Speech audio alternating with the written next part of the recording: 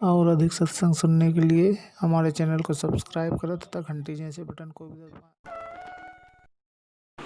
अब देखिए गीता जी के अंदर अर्जुन कितने विनम्र भाव से और युद्ध नहीं करना चाहता, हाथ जोड़ता है, गिड़गिड़ाता है भगवान के सामने और कहता भगवान मैं युद्ध नहीं करूंगा। ये देखिए प्रथमोध्याय अध्याय नंबर 1 क्या कहते हैं 32वें श्लोक में, हे कृष्ण मैं न तो विजय चाहता हूं और न राज्य तथा सुख को ही। हे गोविंद मैं ऐसे राज्य से क्या प्रयोजन है, हमें ऐसे राज्य से क्या प्रयोजन है अथवा ऐसे भोगों से जीवन से क्या लाभ है। ये 32वां श्लोक। अब 33 में कहा कि हमें जिनके लिए राज्य भोग और सुख आदि अभिष्ट हैं वे ही ये सब धन और जीवन की आशा त्याग कर युद्ध में खड़े हैं। आगे देखो अब श्लोक नंबर 34 में, गुरुजन ताऊ चाचे लड़के और उसी प्रकार दादे मामे ससुर पौत्र साले तथा और भी संबंधी लोग, हे मधुसूदन मरने पर भी 3 लोकों के राज्य के लिए भी, हे मधुसूदन मारने पर भी, इनको मार के, इनको नहीं मारना चाहता मैं किसी को भी, और यदि 3 लोकों के राज्य के लिए भी इन सबको मारना नहीं चाहता, पृथ्वी के लिए तो कहना ही क्या। ओए होए कहता है अर्जुन भगवान श्री कृष्ण से कि मैं तो 3 लोक भी कोई देना तो भी ना लड़ूं और ना मारूं इनको। मैं तो ये चाहता हूं कि इनसे मारकर हमें क्या प्रसन्नता होगी, धृतराष्ट्र के पुत्रों को मारकर हमें क्या प्रसन्नता होगी, इन आतातियों के को मारकर तो हम पाप ही लगेगा। अब 37 में देखो, इस प्रकार कहकर अतएव हे माधव अपने ही इस बांधव धृतराष्ट्र के पुत्रों को मारने के लिए हम योग्य नहीं हैं, क्योंकि अपने ही कुटुंब को मारकर हम कैसे सुखी हो सकते हैं। अब इसमें क्या कहना चाहे है अर्जुन ने कि हे परमेश्वर, ये 3 लोक के अधीश्वर, यदि मुझे कोई 3 लोक का राज्य भी देवे तो भी युद्ध नहीं करूं, ऐसा अनर्थ नहीं करूंगा, और फिर इस इंद्रप्रस्थ के राज्य के लिए, इस पृथ्वी के राज्य के लिए तो मतलब ही नहीं, अब मैं ऐसा जुल्म नहीं करूंगा। और यहां तक कहा कि ये सामने खड़े दुर्योधन और कौरव मुझे अपनी हत्या को तीर मार दें तो भी मैं अपना मरना नेक समझता हूं, जिस मेरे एक मरने से और लाखों बहन करोड़ों बहन विधवा होने से बचेंगी और करोड़ों बच्चे अनाथ होने से बच जाएंगे। यही अध्याय नंबर 1 श्री गीता जी का श्लोक नंबर 46। यदि मुझ शस्त्र रहित एवं सामना न करने वाले को शस्त्र हाथ में लिए हुए धृतराष्ट्र के पुत्र रण में मार डालें तो वह मरना भी मेरे लिए अधिक कल्याणकारक होगा। अब कहता है कि मैं मर जाऊं अकेला ही और युद्ध ना हो, बहुत अच्छा हो।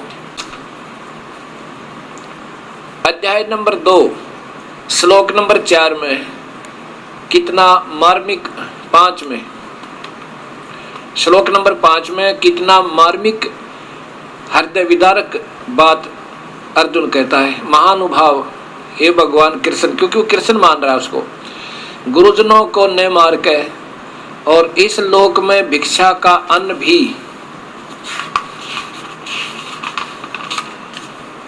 खाना कल्याणकारक समझता हूं, क्योंकि गुरुजनों को मारकर भी इस लोक में रुधिर से स्नेह और काम रूप भोगों को तो ही भोगूंगा।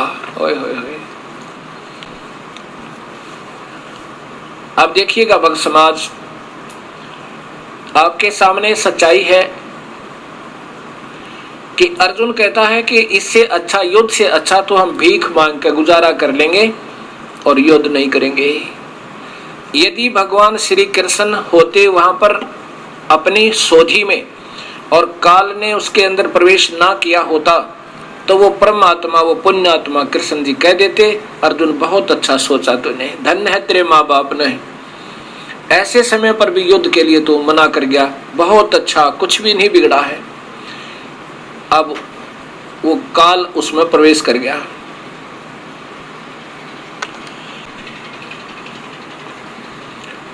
और भगवान श्री कृष्ण को तो स्वयं नहीं मालूम मैंने सारी गीता में क्या कहा, वो उन्होंने बोला। अगर ऐसा बोला होता तो वो नहीं कहते मैं काल हूं, भगवान श्री कृष्ण काल नहीं, वो तो पुण्यात्मा परमात्मा, वो तीन लोक के सतोगुण भगवान है। वो तो इन काल ने नचा दिया इन सबको। अब देखिएगा, इसी का प्रमाण आपको संक्षिप्त महाभारत में देता हूं।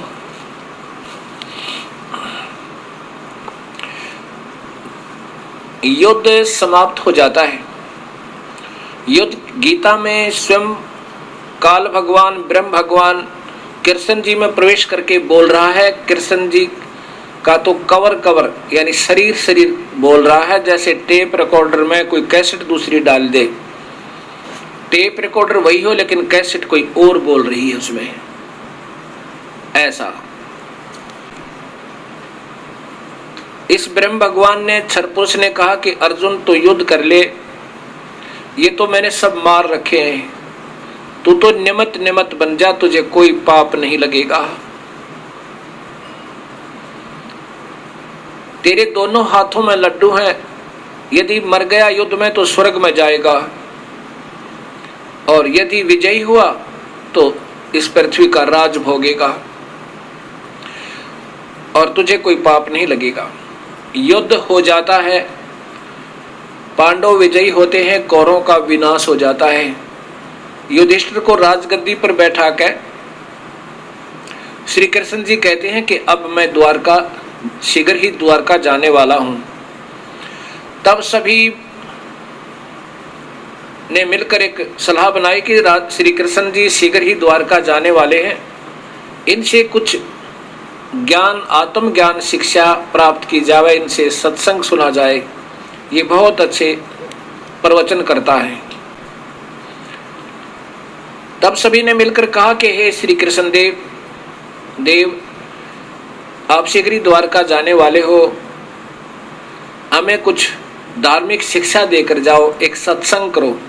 श्री कृष्ण जी ने स्वीकृति दी और साथ में स्थान और समय निहित कर दिया, वो दिन निश्चित किया।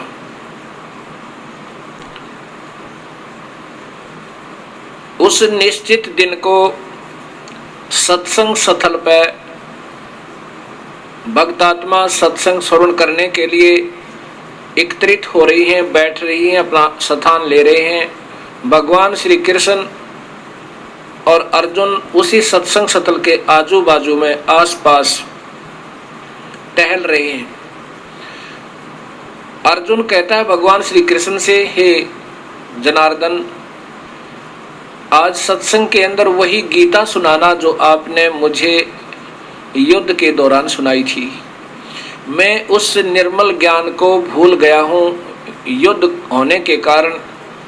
के कारण उत्पन्न बुद्धि दोष में से मैं भूल गया हूँ, मुझे अब कुछ याद नहीं है। कृपया वही निर्मल ज्ञान गीता जी का पुनः बताना, ज्यों का त्यों। उस समय भगवान श्री कृष्ण कहते हैं कि अर्जुन तू बड़ा श्रद्धाहीन है, तेरी बुद्धि अच्छी नहीं लगती, बुद्धिहीन, तूने ऐसे निर्मल गीता के ज्ञान को क्यों भुला दिया, तूने याद रखना चाहिए था। और फिर स्वयं कहते हैं कि अर्जुन अब ज्यों का त्यों बताना मेरे बस की बात नहीं, मैं ज्यों का त्यों नहीं बता सकता।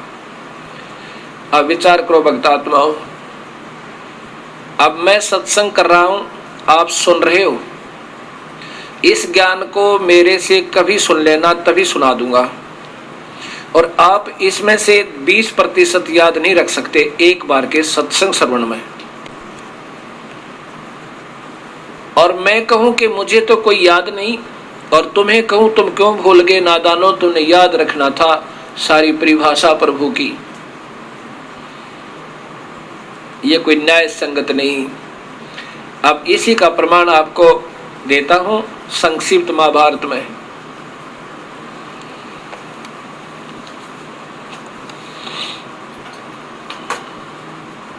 संक्षिप्त महाभारत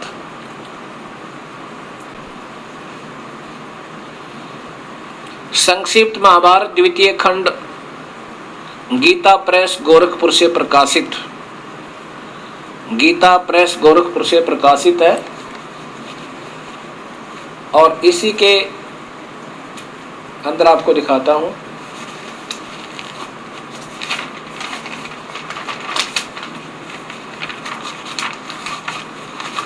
ये बहुत पुराना है, गीता प्रेस गोरखपुर से। ये श्री जयदयाल गोविंद का द्वारा ही टीका है। संपादक तथा संशोधक जयदयाल गोविंद का। अब इसी के 1531 पृष्ठ पे आप स्वयं भी पढ़िएगा।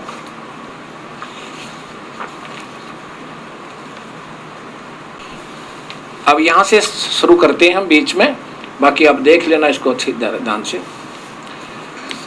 अब वो वाटिका में टहलते हुए अर्जुन ने पूछा, पांडुनंदन अर्जुन श्री कृष्ण के साथ रहकर बहुत प्रसन्न थे। उन्होंने एक बार उस रमणीक सभा की ओर दृष्टि डालकर भगवान से ये वचन कहा, देवकी नंदन, जब युद्ध का अवसर उपस्थित था उस समय मुझे आपके मातम का ज्ञान नजदीक करो और ईश्वरीय वर्णन, ईश्वरीय स्वरूप का दर्शन हुआ था। किंतु केशव, आपने स्नेहवश पहले मुझे जो ज्ञान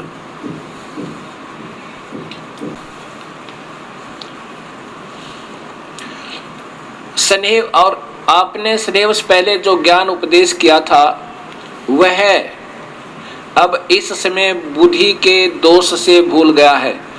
उन विषयों को सुनने के लिए बारंबार मेरे मन में उत्कंठा होती है। इधर आप शीघ्र ही जल्द ही द्वारका जाने वाले हैं, अतः पुनः वह सब विषय मुझे अर्थात पूरा गीता ज्ञान सुना दीजिए।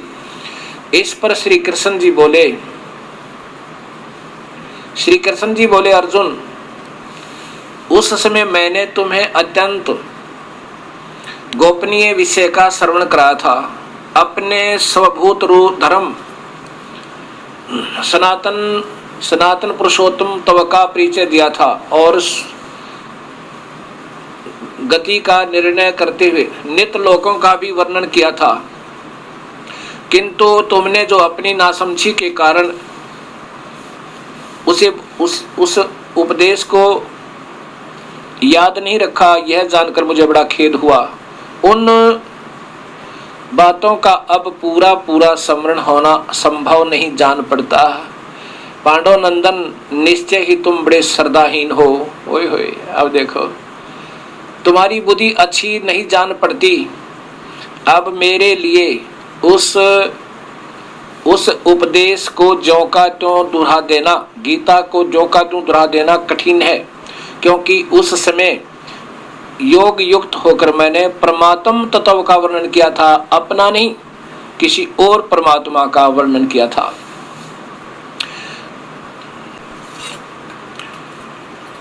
अब विचार कीजिए पुण्यात्माओं, ये सच्चाई कहाँ है और किस प्रकार आपके सामने आ रही है। यह देखो, भगवान श्री कृष्ण स्वयं तो कह रहे हैं कि मुझे तो कुछ याद नहीं और मैं ज्यों का त्यों वो नहीं बता सकता, और अर्जुन पर डांट लगा रहे हैं कि बुद्धिहीन, श्रद्धाहीन, तूने इतने निर्मल ज्ञान को क्यों भुला दिया। और स्वयं को तो कह रहे हैं कि मैंने नहीं मालूम मैंने क्या कहा था। अब जो का तो नहीं बता सकता, अर्थात पूरी गीता नहीं सुना सकता। और अर्जुन के ऊपर डांट मार रहे हैं कि श्रद्धाहीन बुद्धिहीन तूने याद क्यों नहीं रखा। इससे सावसिद्ध है कि भगवान श्री कृष्ण को तो मालूम ही नहीं मैंने गीता में क्या कहा था। और फिर कहते हैं कि उस समय तो मैंने उस परमात्म तत्व का, मान लीजिए ये भी विचार करना होगा, अपना नहीं उस परमात्मा का ज्ञान दिया था। अब यहां विचार करना होगा कि प्रथम तो भगवान श्री कृष्ण ने ये बोली नहीं गीता, वो काल बोल गया उसके अंदर प्रवेश करके। और ये बात कहें कि उसमें मैंने योग युक्त होके ये सब कुछ कहा था, और अब कहते हैं मैं योग युक्त नहीं हो सकता। जब युद्ध के दौरान योग युक्त हो सकते हैं भगवान श्री कृष्ण, उसमें तो पीस ऑफ माइंड था, उसमें तो और शीघ्र योग युक्त हो जाना चाहिए था। और फिर भगवान श्री कृष्ण को तो मालूम नहीं, जो का तो नहीं कह सकते। और श्री वेद व्यास जी ने वही गीता जो की तो फिर लिख दी।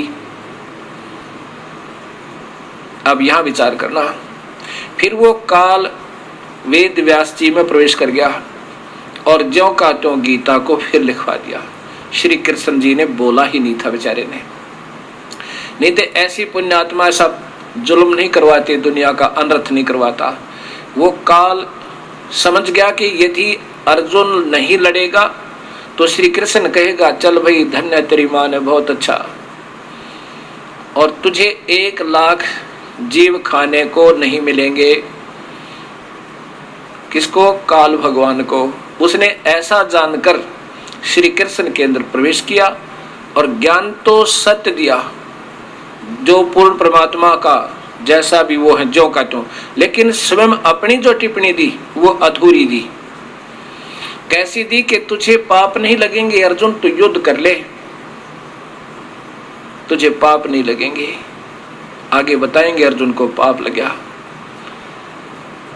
एक भक्त आत्मा मुझे मिला, उसने कहा कि हमारे गुरुदेव ने गीता जी को बड़ा छान रखा है। आपके पूज्य गुरुदेव जी का क्या शुभ नाम है? इस दास ने उस भक्त से पूछा। श्री आसाराम जी। आज कौन नहीं जानता, इस हिंदुस्तान के कोने कोने में उनका नाम गूंज रहा है। फिर इस दास ने भी उनके वचन संस्कार टीवी पर देखे।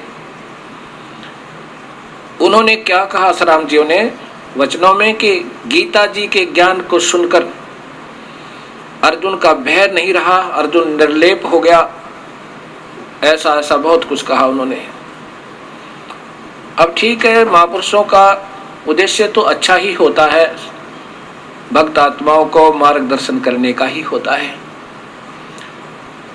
अब यहाँ उन्होंने फिर ये भी बताया कि हमारे गुरुदेव आसाराम जी द्वारा गीता बिल्कुल ज्यों का त्यों सही श्रेष्ठ ज्ञान दिया है, आप उनको पढ़कर देखना। मेरे से उन्होंने कहा। किसने? श्री आसाराम जी के शिष्य ने। फिर मैंने उनसे पूछा कि आप क्या पूजा करते हो, आपका इष्ट कौन है? आसाराम जी के शिष्य ने बताया मेरा इष्ट श्री कृष्ण भगवान है, यही सर्वस्वा है। हमारे गुरुदेव ने बताया यही पूर्ण ब्रह्म है, यही पार ब्रह्म है, यही सर्वशक्तिमान है और जो कुछ चाहे सो कर सकते हैं। और हमारे गुरुदेव आसाराम जी ने गीता जी का सत्य ज्ञान दिया है। गीता जी तो ज्ञान सत्य ही है, लेकिन सरलार्थ ठीक किया होगा, बहुत अच्छी बात है। मैंने उनसे कहा तो उन्होंने ये श्रीमद् भगवत गीता भेंट की।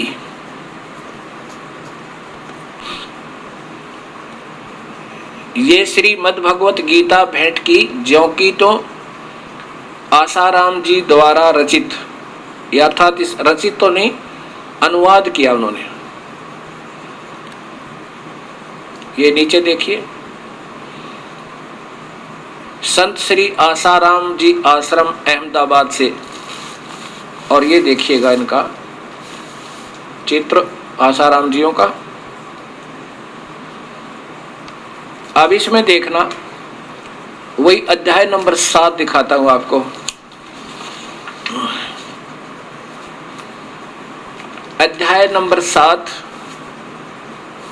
और श्लोक नंबर 18 देखो, अनुत्तम का अर्थ इन्होंने अति उत्तम लिखा है। 7वां अध्याय 18वां श्लोक ये लिखा है, माम एवं अनुत्तमाम गतिम।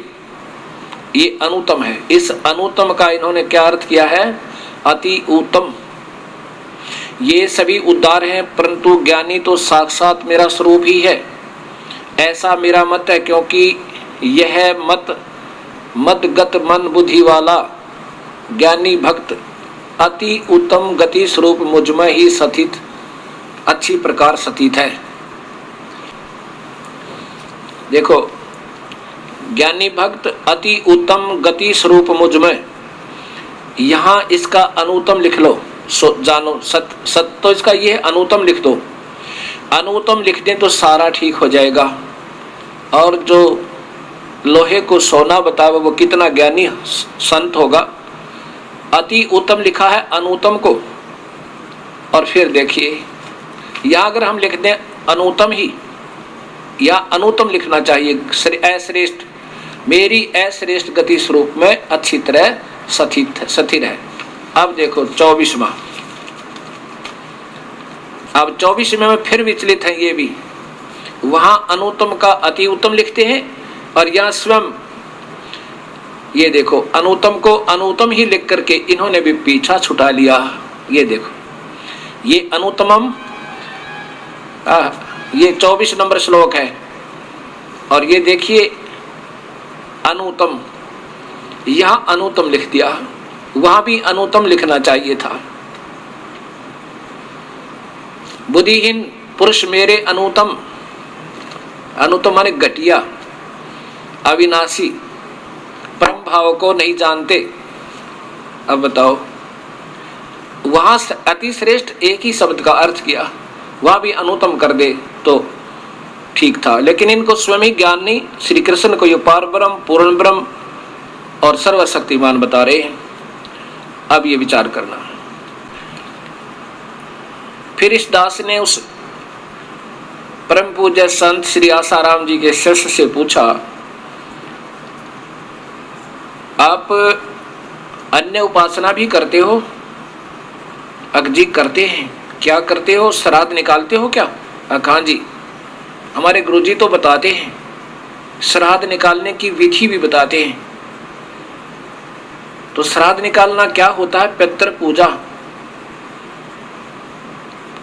और पितृ पूजा देवी के नरात्रे भी बताते हैं। हाँ जी, वो भी बताते हैं। ठीक है भाई, जैसे आपकी मर्जी, जो आपकी इच्छा है। बाकी देखिएगा गीता जी के उन्हीं के कमलों द्वारा, उन्हीं के आपके गुरुदेव के कमलों द्वारा रचित ये श्रीमद् भगवत गीता संत श्री आसाराम जी द्वारा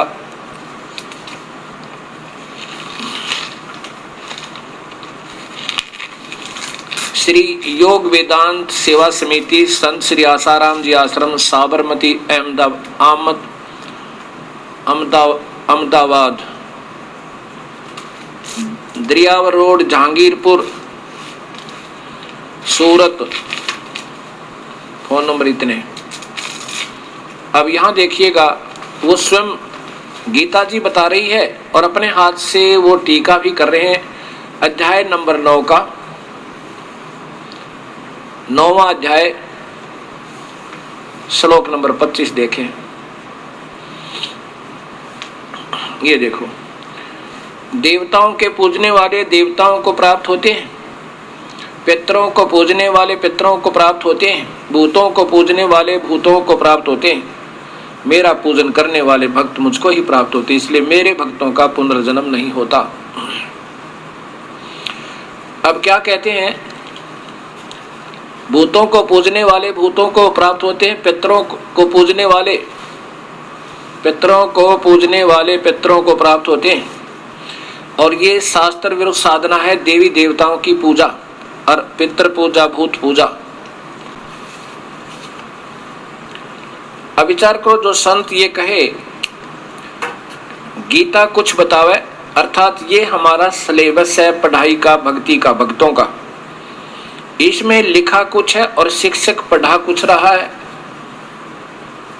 तो बच्चे सारे फेल होंगे, क्योंकि आउट ऑफ सिलेबस स्टडी कभी सफल नहीं हो सकती, वो पास नहीं हो सकते। अब यहां देखिएगा, गीता जी मना करती है आन देवताओं की पूजा नहीं करना। आन देवता में भगवान श्री कृष्ण भी आते हैं तीनों गुण के आधार पे, और ये स्वयं लिखते हैं गीता में, ये स्वयं भी लिख रहे हैं कि तीनों गुणों के द्वारा जिनका ज्ञान हर लिया, यानी त्रिगुणमयी माया के द्वारा जिनका ज्ञान हर लिया, वही नर अधम नीच व्यक्ति, मनुष्यों में नीच दुष्कर्म करने वाले, वो मुझे नहीं बचते अर्जुन, मुझे मीन ब्रह्म काल कोई पूजा नहीं करते, तीनों गुणों की पूजा तो रिजेक्ट करते हैं। इन्हीं के शब्दों में देख लो, ये स्वयं बता रहे हैं 7वें अध्याय में 12वें श्लोक में से प्रारंभ है। गीता जी श्री आसाराम जी द्वारा टीका अपने कर कमलों से लिख रहे हैं कि इन तीनों गुणों को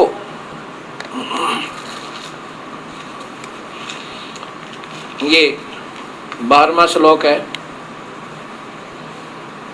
यहां से शुरू होता कर कीजिए। और जो भी सतगुण से उत्पन्न होने वाला भाव है और जो रजोगुण से और तमोगुण से होने वाले भाव हैं, उन सबको तू मुझसे ही होने वाले हैं ऐसा जान, परंतु वास्तव में मैं उनमें और वे मुझ में नहीं हैं। अब सतोगुण, सतगुण विष्णु, रजगुण ब्रह्मा, तमगुण शिवजी, ये तीनों गुण की पूजा को मना किया है भगवान ने, ब्रह्म ने इस गीता जी में। और स्वयं कृष्ण की भी पूजा व्यर्थ, क्योंकि ये सतोगुण के अवतार विष्णु अवतार श्री कृष्ण जी हैं। अब आपको आगे दिखाता हूं 13वें श्लोक में ये स्वयं क्या कह रहे हैं।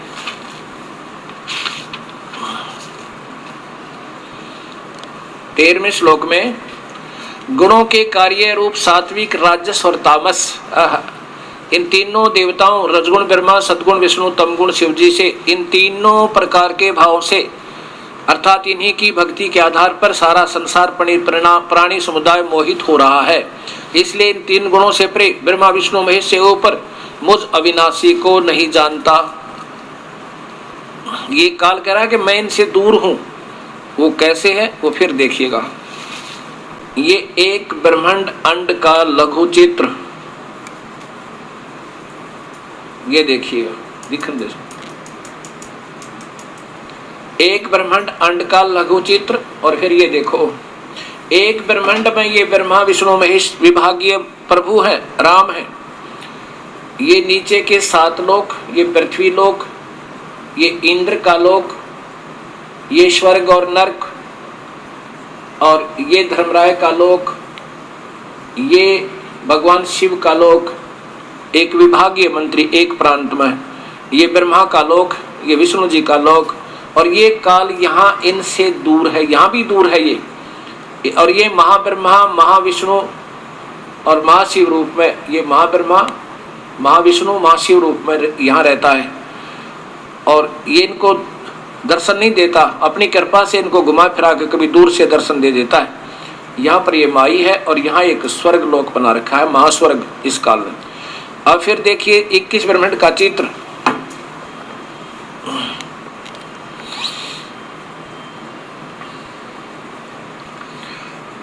ये ज्योत निरंजन काल ब्रह्म के लोक 21 ब्रह्मांड का लघु चित्र। ये एक महाब्रह्मांड है, ये एक महाब्रह्मांड है, और इसमें 5 ब्रह्मांडों का एक ग्रुप बना रखा है। 5, ये 4 महाब्रह्मांड है ऐसे ऐसे। इसमें एक ये ब्रह्मांड है जिसमें ब्रह्मा विष्णु शिव प्रभु हैं, और विष्णु जी के अवतार श्री कृष्ण जी हैं। ये ऐसे ऐसे 5 का ग्रुप है। ऐसे ऐसे 4 महाब्रह्मांड में 5-5 का ग्रुप बनाकर ब्रह्मांड का, ये 4 महाब्रह्मांड में सभी को रोका हुआ है, और ये काल इनसे बाहर रहता है। ये देखो ये काल इनसे बाहर रहता है जो विराट रूप है, हजार भुजा वाला है। ये कहता है कि मैं इन तीनों गुणों में रजगुण ब्रह्मा, सतगुण विष्णु, तमगुण शिव जी से दूर हूं और जो कुछ भी हो रहा है वो मुझसे ही हो रहा है। इसी काल ने ये नकली सतलोक, नकली अलखलोक, नकली अगमलोक, अनामी लोक बनाए हैं। यहाँ इन अच्छी पुण्यात्माओं ने जिन्होंने युगों युगों अच्छी साधना वेद विधि से की हुई है, उन 12 को चुन लेता है, यहाँ रखता है उन अपने ऋषियों को, और फिर इनको यहाँ पर गलत मार्गदर्शन करने के लिए, शास्त्र विरुद्ध साधना बताने के लिए इन 12 गुरुओं को भेज देता है। उनके पिछले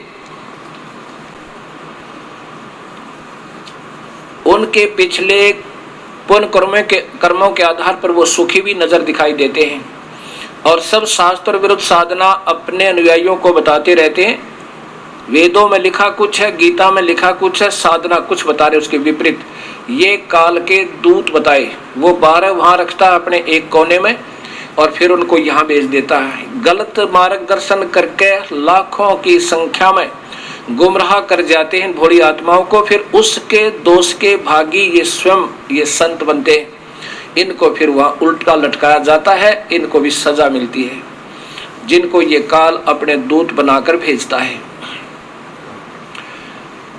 ये नहीं बख्शता किसी को भी। तो ये काल इनसे न्यारा है और ब्रह्मा विष्णु महेश रजगुण सतगुण तमगुण है। ये भी अभी आपको देवी भागवत महापुराण में प्रमाण दूंगा कि स्वयं स्वीकार करते हैं कि हम तो जन्म मरण में हैं, हम तो नित्य है ही नहीं, हम तो जन्म और मरण में हैं। हमारा आविर्भाव होता है, हमारा जन्म होता है। अब फिर वही गीता जी संत श्री आसाराम जी आश्रम अहमदाबाद के द्वारा, और ये इन्हीं के द्वारा लिखी हुई श्रीमद् भगवद गीता, श्री योग वेदांत सेवा समिति, संत श्री आसाराम आश्रम साबरमती अहमदाबाद। इसी में फिर देखिए वो 7वां अध्याय जो प्रकरण चल रहा है, 7वां अध्याय और श्लोक नंबर 15, 14 देखो। 13 तो आपको सुना दिया, 14 देखो। क्योंकि ये अलौकिक अति अद्भुत है, ये देखो, त्रिगुणमयी मेरी माया, रजगुण ब्रह्मा, सतगुण विष्णु, तमगुण शिव जी रूपी ये 3 गुणों के द्वारा फैला गया जाल, ये मेरी माया, ये काल कह रहा है, बड़ी दुस्तर है, बड़ी निकम्मी है, बड़ी खतरनाक है। और परंतु जो पुरुष केवल मुझको निरंतर भजते हैं वे ही इस माया को उल्लंघन कर जाते हैं, अर्थात संसार सागर से तर जाते हैं। अब ये देखो, इस त्रिगुणमयी माया के द्वारा, यानी तीनों गुण रजगुण ब्रह्मा सतगुण विष्णु तमगुण शिव जी के द्वारा जिनका ज्ञान हरा जा चुका है, ऐसे असुर स्वभाव को धारण किए हुए मनुष्यों में नीच दूषित कर्म करने वाले मूढ़ लोग मुझे नहीं बजते। ओए होए, अब देख लो, कई भक्तात्मा ये शंका व्यक्त करते हैं कि ये क्या प्रमाण है कि रजगुण ब्रह्मा है, सतगुण विष्णु है, तमगुण शिव जी है, क्योंकि वो तो वही कर सकते हैं जिनको ना तो गुरु अच्छे मिले, उनके गुरुओं को स्वयं ज्ञान नहीं, जिनको जो आज तक अभीन ब्रह्मा विष्णु महेश को अजर अमर अजन्मा बता रहे हैं वो संत, वो कितने ज्ञानवान होंगे ये समाज स्वयं देख लेगा। अब दिखाता हूं आपको कि रजगुण ब्रह्मा सतगुण विष्णु तमगुण शिव जी, ये देवी भागवत महापुराण प्रमाण करती है। आप देखिएगा गीता प्रेस गोरखपुर से प्रकाशित श्रीमद् भगवत श्री देवी भागवत केवल हिंदी, सचित्र मोटा टाइप, गीता प्रेस गोरखपुर से प्रकाशित, और इनके प्रकाशक श्रीमद् भगवत गीता मोटा टाइप, नीचे देखो, संपादक हनुमान प्रसाद पोदार, चमन लाल गोस्वामी, इन दो ने मिलकर इसका वो किया है। अब यहां देखो, इसके तीसरे सकंद में अजर अमर नहीं है ब्रह्मा विष्णु महेश, ये स्वयं स्वीकार करते हैं।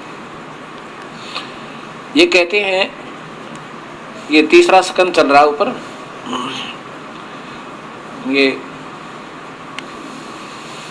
ये तीसरा स्कंद है, ये देखो ये तीसरा स्कंद, इसमें है यह तुम शुद्ध स्वरूपा हो। विष्णु जी कह रहे हैं स्वयं तुम शुद्ध स्वरूपा हो, यह संसार सारा संसार तुम ही से उदासित हो रहा है। मैं ब्रह्मा और शंकर, विष्णु ब्रह्मा और शंकर, हम सभी तुम्हारी कृपा से विद्यमान है, हमारा आविर्भाव है। ओए होए, हम तो जन्मते और मरते हैं, तिरोभाव माने मृत्यु है। केवल तुम ही नित्य हो, जगत जननी हो, प्रकृति हो। प्रकृति ये गीता में पता लगेगा आपको, प्रकृति से ही तीनों गुण उत्पन्न, रजगुण ब्रह्मा, सदगुण विष्णु, तमगुण शिव जी। अब यहां देखिएगा, अब यहां पर विष्णु जी कहते हैं, स्वयं भगवान शंकर बोले, हे देवी, यदि महाभाग विष्णु तुमसे प्रकट हुए हैं और उनके बाद उत्पन्न होने वाले ब्रह्मा विष्णु भी काल और इस देवी से उत्पन्न हुआ और ब्रह्मा भी तो तुम्हारे बालक हुए, तो मैं तमोगुणी शंकर, लीला करने वाला शंकर क्या तुम्हारी संतान नहीं हुआ? अर्थात मुझे भी उत्पन्न करने वाली तुम ही हो शिवे। अब देखो भगत समाज, अब पता चलेगा कि सच्चाई कहाँ है। अब आपको इसी देवी भागवत महापुराण की संस्कृत सहित दिखाता हूं। ये देखो, श्री देवी भागवतम सभाष्टिकम,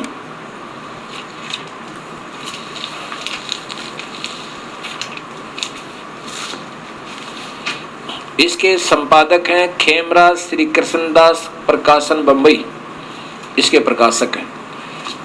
और इसी के तीसरे स्कंद में स्वयं भगवान स्वीकार कर रहे हैं,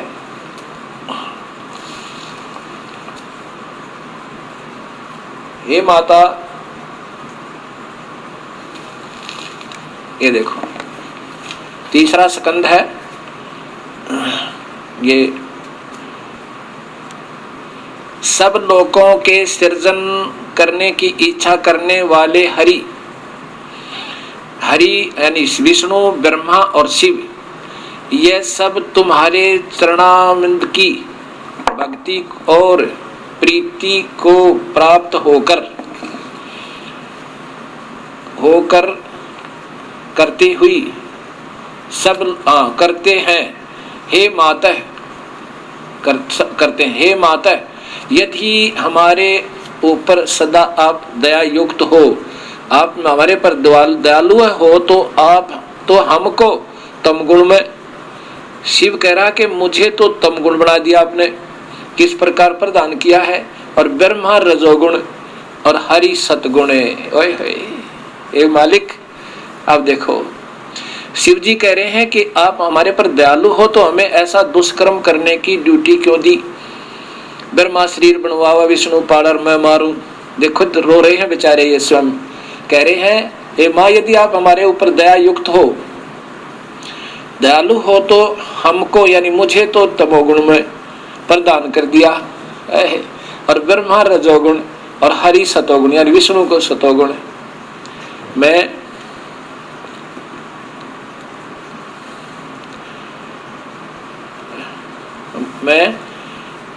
युक्त किए हैं। ये संस्कृत भी साथ है, ये ऊपर देखिएगा, ये यहां से है, यहाँ है, यदि दया द्रमाना न स अदम कथम विहित च तमोगुण, मैं तो तमोगुण क्यों बनाया? और कमल जय ब्रह्मा, कमल जय माने कमल में उत्पन्न होने वाले रजोगुण, और सुहित और सुहित किमो सतोगुण हरि, विष्णु को आपने किस लिए सतोगुण बना दिया? अब ये सब प्रमाण देख कर वो भक्त आत्मा जो आसाराम जी के सेवक बहुत ही ज्यादा प्रभावित हुए और कहा जी अब तो पुनः सोचना होगा। मैंने कहा भी अब भी समाज नहीं सोचेगा तो फिर मौज है।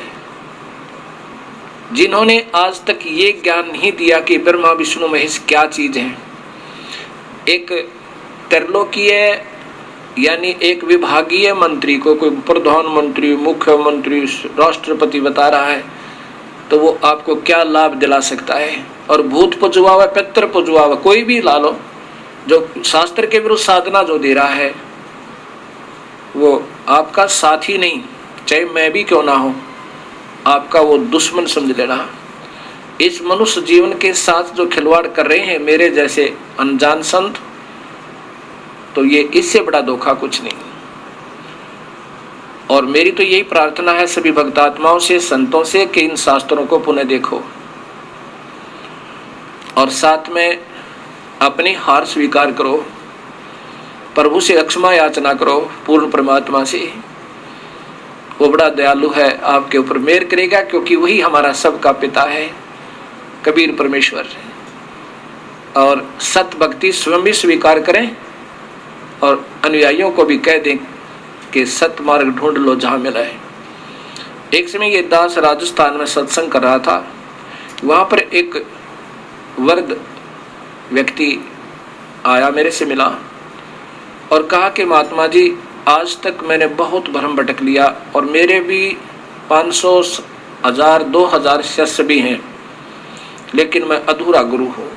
आज मुझे पता चला कि मैं महान दोषी हूँ और मैंने आज शाम को जाकर सबसे कह दिया और सब जगह इतला भिजवा दी कि मैं तुम्हारा गुरु नहीं, मैं स्वयं अधूरा हूँ और पाप का भागी हूँ। तुम्हारा वजन उठा लिया मैंने आज सत्संग सुना है और तुमने इच्छा हो अपनी मर्जी से कहीं संत ढूंढ लो, मैं पूरा गुरु नहीं हूँ और आज से मैं अपने आप को आपके भार से मुक्त करता हूँ।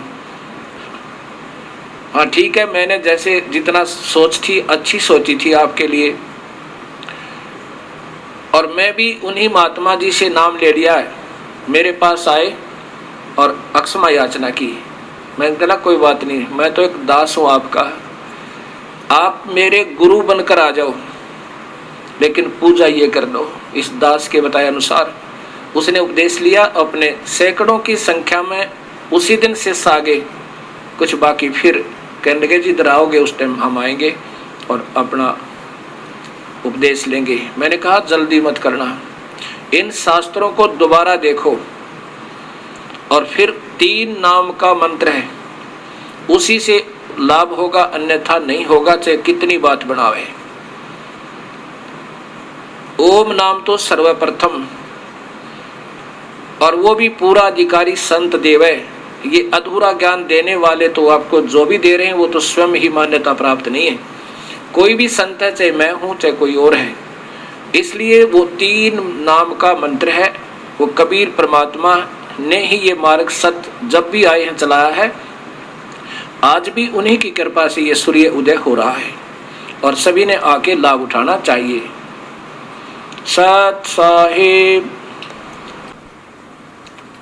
अब गीता जी में प्रमाण फिर देखिए, काल कहता है कि मेरे से और इस प्रकृति देवी से, इन तीनों ब्रह्मा विष्णु महेश की और साथ में सभी प्राणियों की उत्पत्ति होती है। यही गीता जी, गीता प्रेस गोरखपुर से प्रकाशित।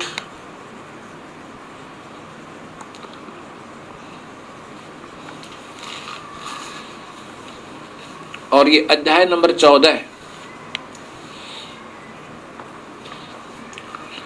इसमें काल भगवान कह रहे हैं कि अब मैं तुझे वो ज्ञान, वो अनुत्तम ज्ञान उत्तम से उत्तम ज्ञान में फिर बताऊंगा, जिसको सुनकर ये सब संसार सागर से पार हो जाते हैं। ज्ञानों में अति उत्तम उस, अब देखो यहाँ उत्तम का अर्थ अति उत्तम, बिल्कुल ठीक किया, और अनुत्तम का भी अति उत्तम लिखे तो वो काहे की समझदारी है उनकी। ज्ञान को फिर कहूंगा जिसको जानकर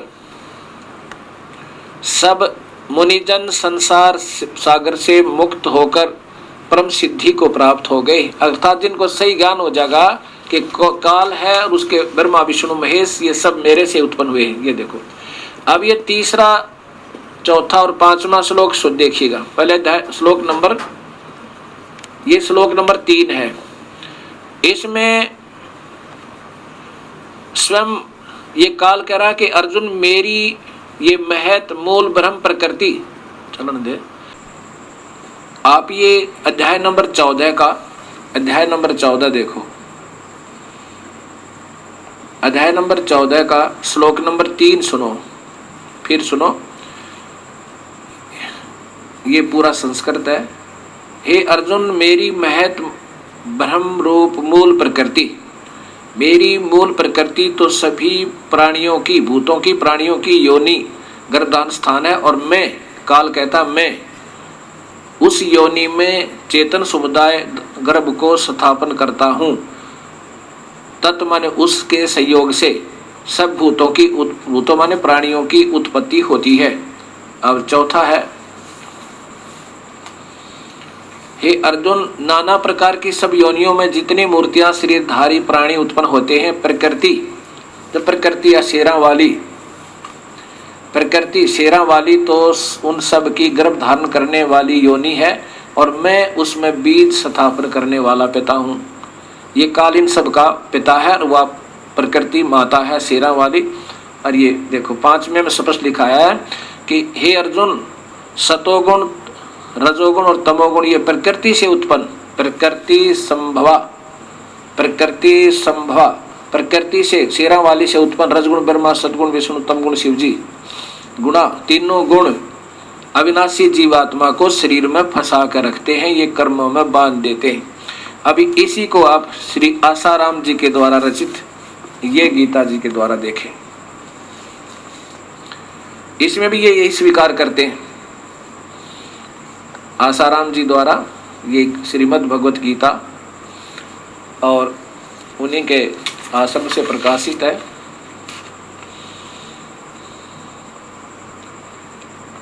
श्री संत आसाराम जी आश्रम, श्री योग वेदांत सेवा समिति, श्री संत श्री आसाराम जी आश्रम, साबरमती, अहमदाबाद, ये इनके फोन नंबर दिए। और इसमें भी 14 नंबर में, श्लोक नंबर 14 में स्वयं देखें,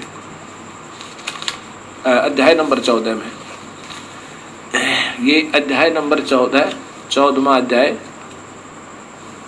अच्छा यहाँ देखिए तीसरे में, हे अर्जुन मेरी महत ब्रह्म रूप मूल प्रकृति संपूर्ण भूतों की योनि है, अर्थात गर्भाधान स्थान है। मैं उस योनि में चेतन समुदाय का गर्भ को स्थापन करता हूँ। उस जड़ चेतन संयोग से सब भूतों की उत्पत्ति होती है। हे अर्जुन नाना प्रकार की सब योनियों में जितनी मूर्तियां अर्थात शरीरधारी प्राणी उत्पन्न होते हैं, प्रकृति तो उन सब की गर्भ धारण करने वाली माता है, और मैं बीज स्थापन करने वाला पिता हूँ। अब 5वें में देखो कितना स्पष्ट है। हे अर्जुन सतगुण रजगुण तमगुण, सतगुण विष्णु, रजगुण ब्रह्मा, तमगुण शिव जी, ये प्रकृति शेरा वाली से उत्पन्न पैदा हुए तीनों गुण, इनमें तीनों गुण है, रजगुण ब्रह्मा, सतगुण विष्णु, तमगुण शिव जी में अविनाशी जीवात्मा को शरीर में फंसाते हैं। ये ब्रह्मा विष्णु महेश तो इस जीव को बांधे रखते हैं, और कृष्ण जी श्री विष्णु जी के अवतार हैं। अब समझो, अब इन्हीं के द्वारा जो प्रारंभ करते हैं गीता का टीका, ये क्या लिखते हैं महात्मा जी। पहला अध्याय अर्जुन विषाद योग, भगवान श्री कृष्ण ने, ये कहते हैं श्री कृष्ण ने गीता बोला, भगवान श्री कृष्ण ने अर्जुन को निमित्त बनाकर समस्त विश्व को गीता के रूप में जो महान उपदेश दिया है, यह अध्याय उसकी प्रस्तावना रूप है। उसमें दोनों पक्ष के प्रमुख योद्धाओं के नाम आदि। अब मैं ये जो दिखाना चाहता हूँ कि स्वयं कहते हैं भगवान श्री कृष्ण ने अर्जुन को निमित्त बनाकर गीता का ज्ञान कहा है। अब समाज स्वयं फैसला करे। अब भक्तात्माओं ये ना समझना कि ये दास किसी का निंदक है या किसी को ऊंचा नीचा दिखाना चाहता है, और ना ही तो ये निंदक हूं मैं किसी का, और न ही किसी को ऊंचा और नीचा दिखाना चाहता हूं। मैं जो चाहता हूं ये समाज देर से समझ पाएगा। मैं चाहता हूं कि हम एक पिता की संतान हैं, हम काल के जाल में फंसे हुए हैं। और ये ब्रह्मा विष्णु महेश भी बेचारे अंधे कर रखे हैं इस काल ने, इनको भी नहीं मालूम हमारा पिता कौन है, हमारी माँ कौन है। अब पता चला, वो भी हीट एंड ट्रायल मेथड थे, पता चला कि अब प्रकृति हमारी माँ है और पिता का फिर भी ज्ञान नहीं। वो खूब ढूंढ रहे हैं, उन्होंने शुभ साधनाएं की हैं, लेकिन फिर भी उनको दर्शन नहीं देता। जब अपने पुत्रों को भी मार कर खाता है ये काल, और इनको खुद भगवान शिव कितने उदास होकर कहते, माँ, अभी देवी भागवत महापुराण आपने देखा और पढ़ा, हे माँ, आप अगर हमारे ऊपर दयालु हो तो ऐसे दुष्कर्म में हमें क्यों लगाया? मैं तो जीवों को मारूं और ब्रह्मा यहाँ पैदा करवावा, विष्णु पाले। अब ये काल इनका पिता 1 लाख जीवों का आहार करता है और गुप्त रूप में सब कार्य इन पुण्यात्माओं ब्रह्मा विष्णु महेश आदि से ये करवाता रहता है। और ये सत्य ज्ञान है। प्रातः स्मरणीय श्री आसाराम जी के शिष्य जो इस दास से मिले, बड़े विनम्र भाव से उन्होंने बात की, क्योंकि भक्तात्माओं में भक्तों जैसे लक्षण हुआ ही करते हैं। उनको तलाश भी होती है प्रभु की, और तलाश भी वही कर रहे हैं जिनको ये ज्ञान है कि प्रभु के भक्ति बिना ये जीव अधूरा है।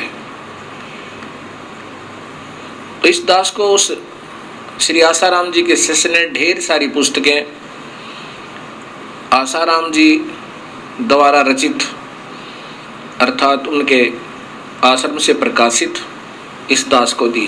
ये देखिएगा,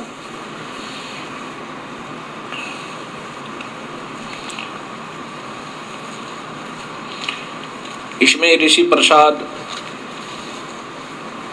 ये आदि काफी पुस्तकें ये नाना प्रकार से उन्होंने रची हैं। उनमें से गीता जी भी उनके द्वारा कर कमलों द्वारा बनाई गई। ये बहुत सी पुस्तकें हैं। इनमें से एक ही पुस्तक को ध्यान से देखा। सर्वप्रथम ये पुस्तक ध्यान से पढ़ा, देखा, ऋषि प्रसाद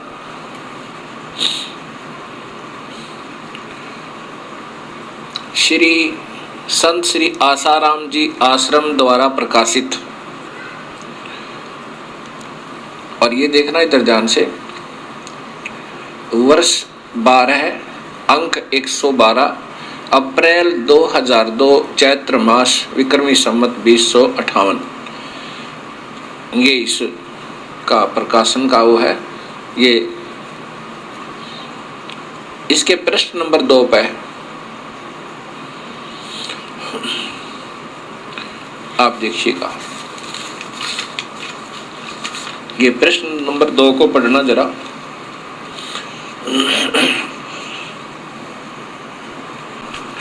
ये प्रश्न नंबर 2 पे तत्व दर्शन नाम से ये हेडिंग है।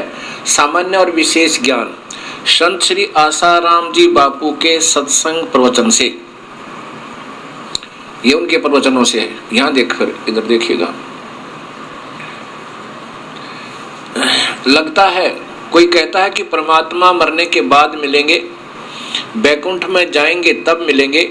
आसाराम जी प्रवचन कर रहे हैं, गुरु कृपा करेंगे फिर मिलेंगे। परंतु जब गुरु कृपा हुई और ठीक से जान लिया तो लगेगा कि उसे पाना कितना सरल है, भगवान को पाना कितना आसान है। कितना स्वयं करे, इतना आसान, इतना सरल कि अर्जुन को युद्ध के मैदान में मिल गया। ये ध्यान से पढ़ना भक्तवृंद, इतना सरल कि अर्जुन को युद्ध के मैदान में मिल गया। राजा जनक को घोड़े की रकाब पर पैर डालते डालते मिल गया।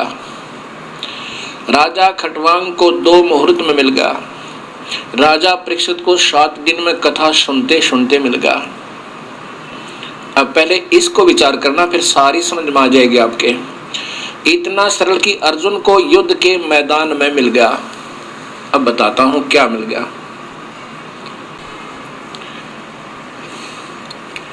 एक तरफ तो आसाराम जी भगवान श्री कृष्ण को सर्वस्वा वासुदेव, वासुदेव का अर्थ होता सर्वव्यापक, और परब्रह्म पूर्ण ब्रह्म सर्वशक्तिमान मानते हैं और श्री कृष्ण के परम पुजारी हैं और कृष्ण जी को भगवान मानते हैं।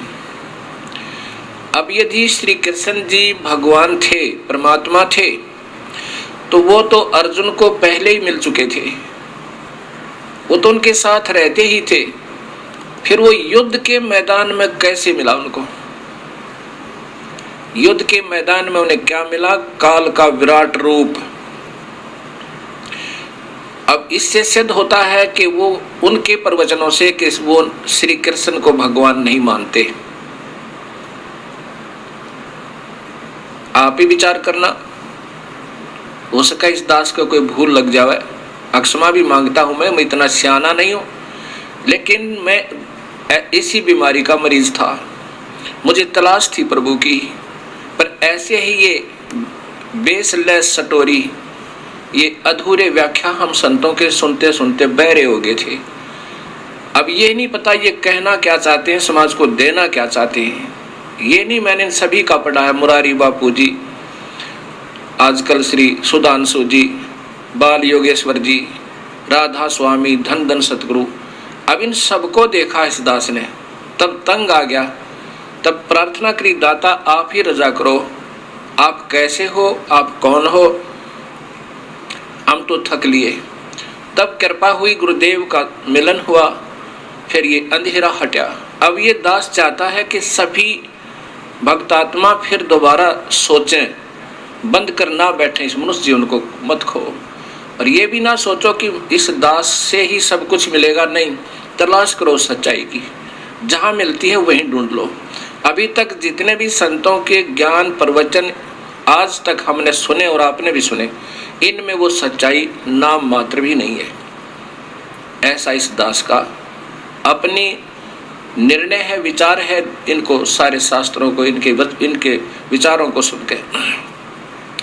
एक तरफ तो बापू जी कह रहे हैं कि भगवान श्री कृष्ण सर्वस्वा, यही ओम नमः भागवदेव वासुदेव आदि इनके मंत्र भी देते हैं और श्री कृष्ण को ये सर्वस्वा मानते हैं।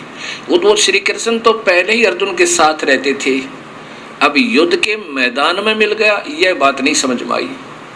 यदि युद्ध के मैदान में मिलने वाली शक्ति काल को ही ये प्रभु मान रहे हैं, तो भी ये काल के ही जाल में है, और आप भी हैं और अनुयायी भी हैं, सीधा सा बात है। आगे तो बहुत लंबा विवरण है कि राजा परीक्षित को क्या मिला 7वें दिन। राजा परीक्षित की केवल वृत्ति इस संसार से हटी और स्वर्ग पहुंच गया, बस ये मिला। जब स्वर्ग के पुण्य समाप्त होंगे फिर नरक जाएगा, फिर गधा बनेगा राजा परीक्षित, इतना मिला उनको। ऐसा ही खटवांग जो श्री रामचंद्र जी के दादाजी थे, उसको खट दिलीप भी कहते हैं, उन्होंने हृदय से याद किया, उसको पता चला था कि 2 घड़ी की तेरी आयु है, बस तब भूल गया सारे जीवन को। अब कोई बता दे किसी को कि तेरे ज्यादा जीवन नहीं है, फिर देखो उसकी तड़फ है। पहले प्रभु भक्ति को चाहने वाली आत्मा होती थी, गुरु बनाए होते थे, विधिवत साधना करते होते थे, उस समय वो मरते हुए ने 2 घड़ी में ही स्वर्ग प्राप्ति की और कुछ नहीं हुआ उसको। केवल स्वर्ग चले गए उनके पुण्यों के आधार पर। जब वो पुण्य समाप्त हो जाएंगे, ये सटवांग अर्थात ये खट दिलीप भी नरक जाएगा, फिर 84 में गधे और कुत्ते के चक्कर में आएगा। राजा जनक को घोड़े की रकाब पर अगर भगवान मिल जाता तो फिर राजा जनक ही नानक जी के रूप में दोबारा जन्म नहीं लेते।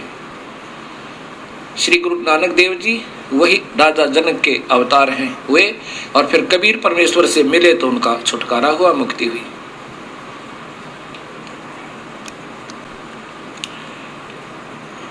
अब ये भक्त समाज स्वयं सोचे और ढूंढ सच्चाई को ढूंढे। अब यहाँ एक समस्या और आती है। एक भक्त मुझे मिला, वो कहने लगा, जी आपके अभी तक जितना सत्संग सुना है इससे तो बिल्कुल निर्णय हो गया है कि परमात्मा कौन है, वो तो शास्त्र प्रमाणित है। और संतों को आंखों देखे संतों का प्रमाण आपने जो दिया है वो तो हृदय में समा गया है।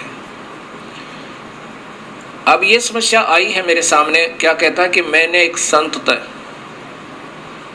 नाम ले रखा है, उसने नाम भी बताया राधा स्वामी पंत से। और आपके सत्संग से ये तो ज्ञान हो गया कि अभी तक हमारे संतों ने सृष्टि रचना भी नहीं बताई हमारे को, और जिन्होंने सृष्टि रचना का ही ज्ञान नहीं है तो ले कहाँ जाएंगे, जिनको यही नहीं मालूम वो परमात्मा है कौन। अगर देखा होता उन संतों ने तो सीधा कहते वो कबीर परमेश्वर है। वेद गुण गावे और कुरान शरीफ बतावे, आंखों देखा गरीबदास जी बतावे, गुरु नानक देव जी बतावे, धर्मदास जी बतावे कि वो गुरु नानक देव जी कहते हैं कि फाई सूरत मुल्क की वेश, ए ठगवाड़ा ठगी देश, ये खरा सियाणा बहुते बार, ये धानक रूप रहा करता। काशी में जब बनारस में कबीर साहिब के जुलाहा रूप में दर्शन किए थे, जब वो अपना कपड़ा बन रहे थे, तब गुरु नानक देव जी ने जो सचखंड में देखे थे वही परमात्मा सतलोक में देखे थे। वही स्वरूप ज्यों का त्यों वही रूप उनके साथ गया था सतलोक में, जो तख्त पर बैठ गए थे और अपने दूसरे रूप को अंतर्ध्यान कर दिया था। तब कहा था कि फाई सूरत मुल्क की वेश, ये ठगवाड़ा ठगी देश, ये किसी को सबके सामने ये नहीं बता महसूस होने देता कि मैं भगवान हूँ। और क्योंकि वो तो कबीर साहब तो कहते हैं मैं प्रभु हूँ, सारी सृष्टि का रचनहार हूँ, लेकिन हमारा अधूरा ज्ञान ये स्वीकार नहीं करता कि आप भगवान हो।